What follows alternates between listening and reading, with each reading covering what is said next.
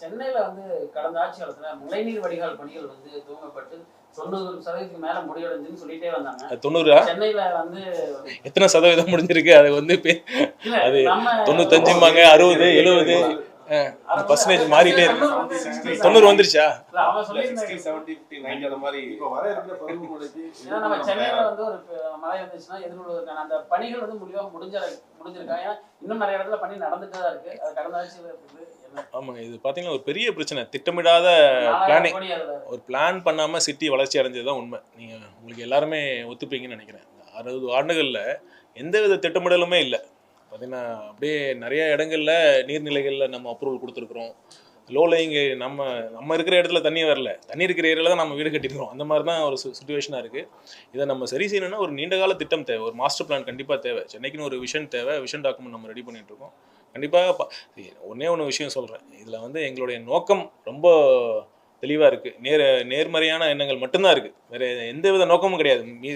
முன்னாடிலாம் பார்த்தீங்கன்னா ஒரு இந்த மாதிரி ஒரு இந்த திட்டம் மட்டும் இல்லை, ஒரு மழைநீர் வடிகால் திட்டமாக இருந்தாலும் சரி, அதில் எந்த அளவுக்கு பார்ட்டி ஃபண்ட் போகணுங்கிறது தான் மெயின் எய்மாக இருக்கும். அந்த மாதிரிலாம் இல்லாமல் அது எந்த திட்டத்திற்கான எவ்வளோ நிதி ஒதுக்கீடு நம்ம பண்ணுறோமோ அது முழுதும் அந்த பணிக்காக செலவிடப்படும்.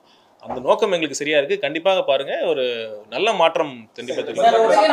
சட்டமன்ற உறுப்பினர் மேல ஒரு தாவிகா கட்சியை சார்ந்த ஒரு நிர்வாகி வந்து கம்ப்ளைண்ட் கொடுத்துட்டு இருக்காங்க.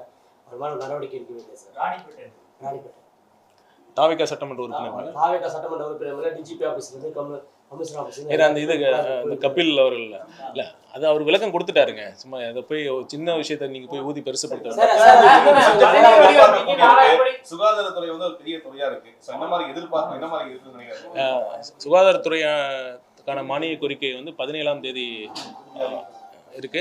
கண்டிப்பாக நிறைய அறிவிப்புகளை நம்ம பிளான் பண்றோம். முதலமைச்சர் அவர்களுடைய அறிவுறுத்தின் பேரில் மருத்துவத்துறையை மேலும் மேம்படுத்தணும், அனைத்து மக்களுக்கும் ஒரு தரமான மருத்துவ சிகிச்சை அளிக்கணுங்கிறது ஒரு நோக்கமாக இருக்குது. கண்டிப்பாக நீங்கள் நிறைய விஷயங்கள் நீங்கள் எதிர்பார்க்கலாம். ஒரு சிறப்பான ஒரு முன்னெடுப்பாக இருக்கு.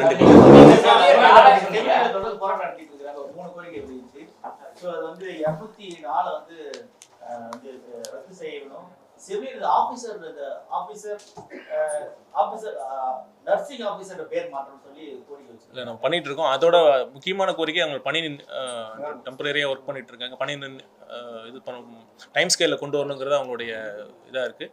நம்ம பேசிட்டு கண்டிப்பாக இருக்குது. நம்ம பேசிகிட்டு இருக்கோம், முதலமைச்சர்கிட்ட பேசிகிட்டு இருக்கோம். அவரும் கண்டிப்பாக இப்போ கனிவான முறையில் பரிசீலிக்கணும்னு சொல்லியிருக்காரு. நம்ம பெற்று தருகிறேன் என்ற நம்பிக்கை எனக்கு